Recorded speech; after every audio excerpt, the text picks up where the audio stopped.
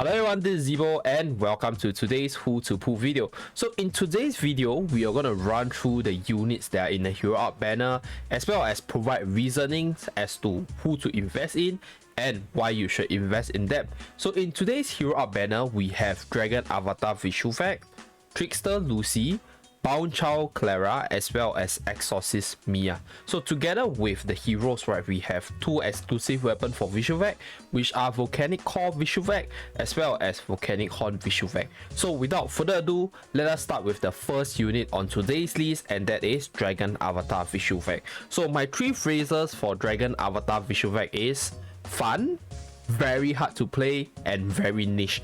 So first of all, why do I say that Vishuvac is a really fun hero? So for those of you guys who haven't been watching my streams or haven't been watching other people play with Vishuvac, I think she's pretty flexible in terms of the claws that you can equip her with. So yes, she is a claw user, and I mean that's for her original exclusive weapon.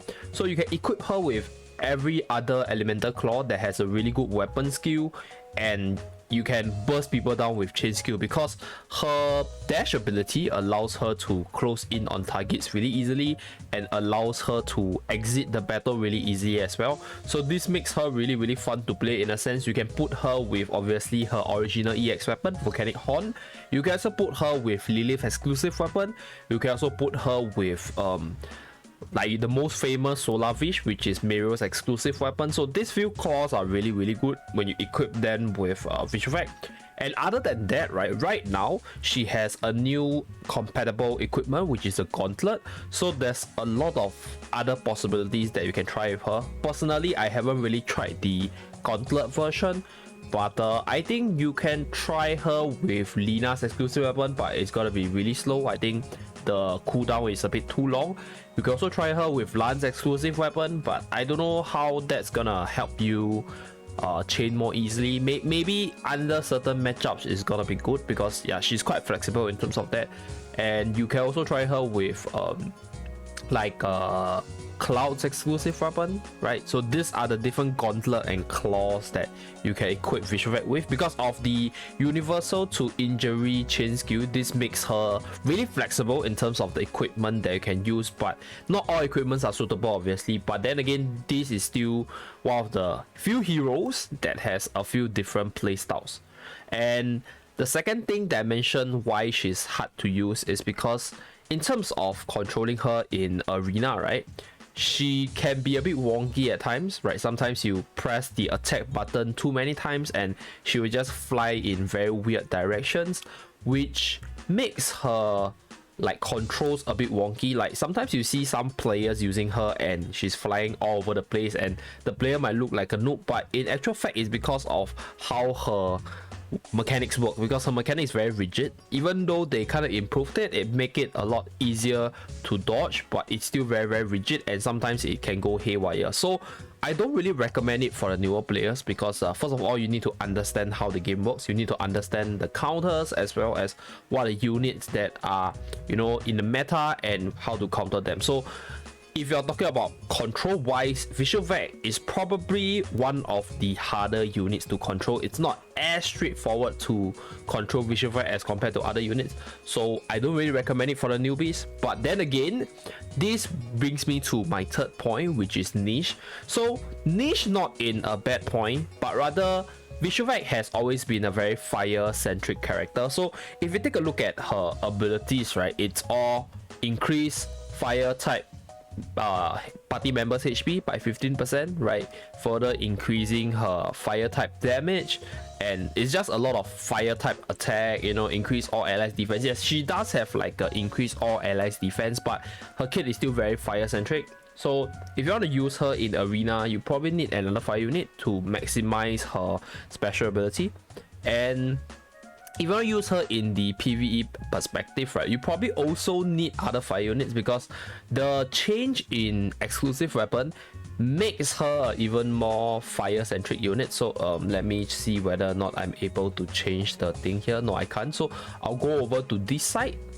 So if we look at her description over here, you guys can see that once she changed her exclusive weapon from Volcanic Horn to Core, right, she gets skill damage and fire attack. So she changes from a universal HP buff to a fire attack buff, which means that if you want to benefit the most out of her party buff, you probably need like 1 or 2 other fire units to get that damage buff.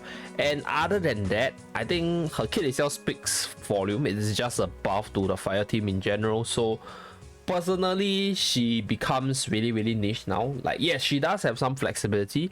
You can use her in PvE and PvP, but you do need separate exclusive weapons, and like they are just good at different things, right? Core is good in PvE contents, Horn is good in PvP contents. So these are the reasonings for her, but generally Vishuvac is a very fun hero. If you want a unit that is very flexible, has a lot of different exclusive weapon combos you can do with, and a lot of surprise you can provide for your opponent, I think overall Vishuvac is a pretty good unit to pull for. If not, I won't recommend you to pull for her if you're a newbie or if you're not planning to invest in a fire team, because she's not an easy unit to use, and like there are a lot more OP units out there that are stronger and much easier to use than her in many perspectives.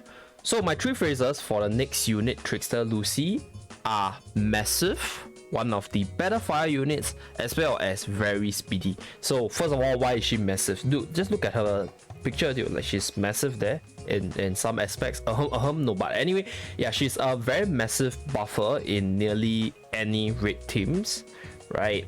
She increases your allies' crit hit multiplier, and she also has her own crit hit multiplier increase, and her party buff is one of the stronger party buff in the game right now, which is crit hit chance plus 40%. So you can fit her in almost any elemental raid team if you have the range set up as well as the respective stuff, because her chain skill is just in general a really good damage buffing tool. So she's definitely a good unit to invest in if you are a raid player.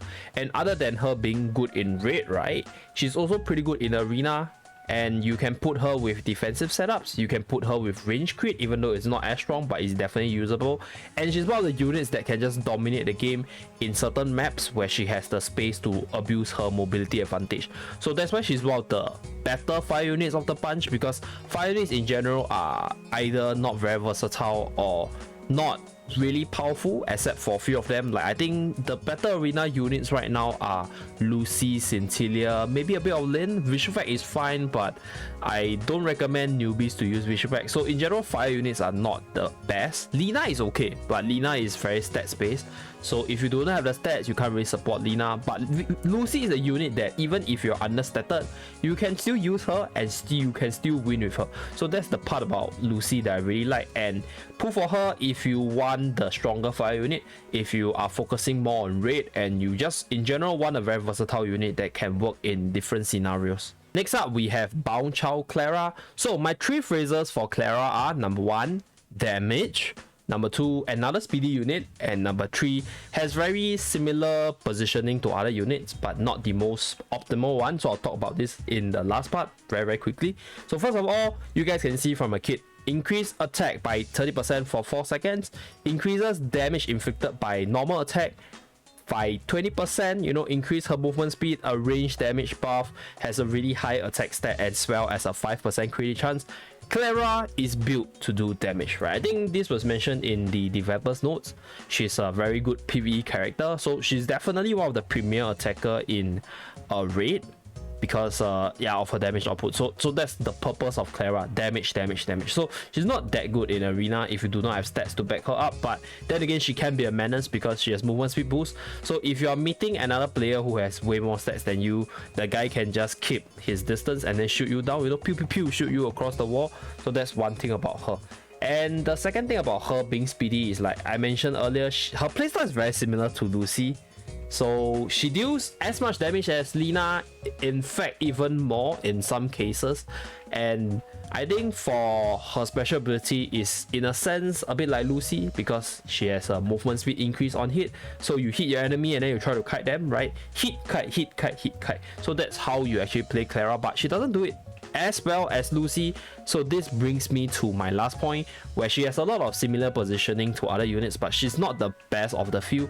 So just now I mentioned that she's a damage dealer, and if you compare her with the other fire range attacker, which is Lina, I think Lina is a lot better because Lina is flexible in different game modes. You can use Lina as a raid leader, you can use Lina as a Colosseum leader as well. So Lina's weapon skill is a one-hit chain in most cases, and this provides you with a lot of chain potential, which is what you want in many different game modes. And even in raid itself, where you're focused on damage, the chain potential of the unit is also very important, because this will decide whether or not your team can go into the second chain cycle. So Lina is a lot stronger because of her weapon skill that chains a lot easier. Like Clara doesn't chain a lot easier, so she's definitely better as a secondary unit, more so than the leader, because her weapon skill isn't really that fantastic.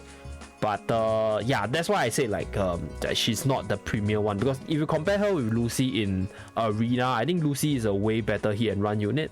So that's why like her positioning is that of, you know, if you do not have Lucy, then you want to use Clara, and if you do not have Lina, then maybe you want to use Clara kind of positioning. But then in general, I won't say that she's a bad unit. I think one thing about her not being as good as Lucy in Arena is also because she can't really attack through walls. But other than that, I think she does her job being a mini Lucy and Lina pretty well. So if you're looking for a unit with that kind of trait, I think you can go for Clara.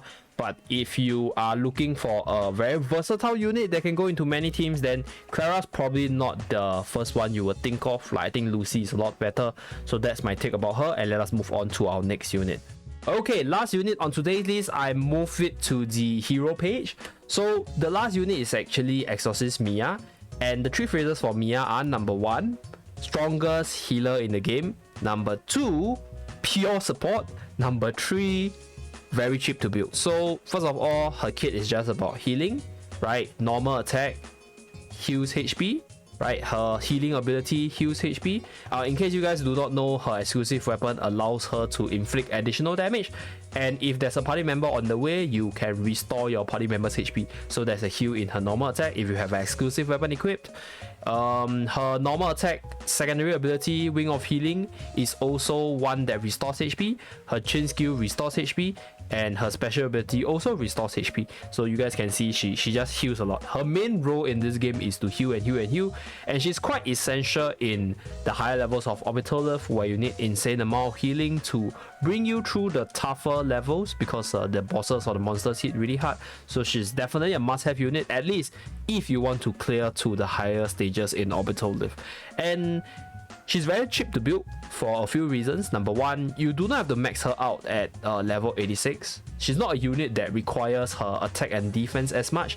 Yes, max limit breaking her will give you a bit more defensive stats, so she can survive better. As you guys can see, more HP and more defense. But Mia's key stat is actually in healing, so you guys don't see a difference in the heal number at level 81 and level 86. In fact, even if you do not level her up, her heal is still going to be really good. So she's one of those units that is good even without being maxed out. So you can slot her in your team. Just make sure to protect her, give her very good defensive merchandises or even cards as well as accessories. I think she will heal a lot for your team. So that's one thing about Mia. And this brings me to the last phrase, right, which is she's the best support in the game, but she's a pure support. So Mia as a unit is not like the other supports where they can do something else, like apply a debuff, heal your team, and then do damage at the same time. So Gabriel and Mariel, they are better in that perspective, whereas they can heal and do damage, whereas Mia is a unit that is just there for really just the heal. So that's one thing that's not so good about her. But if you want to clear really tough PvE contents, I think Mia is a must-have. Yeah, her heal is just way too good for that. So she's strictly a PvE unit, and that is the weak point about her. But other than that, I think she's a fantastic support unit to have as a whole. So that's pretty much it for this video. Thank you very much for watching. Do remember to like and subscribe in order to see more videos from the channel. I'll see you guys again in my next video. Bye guys!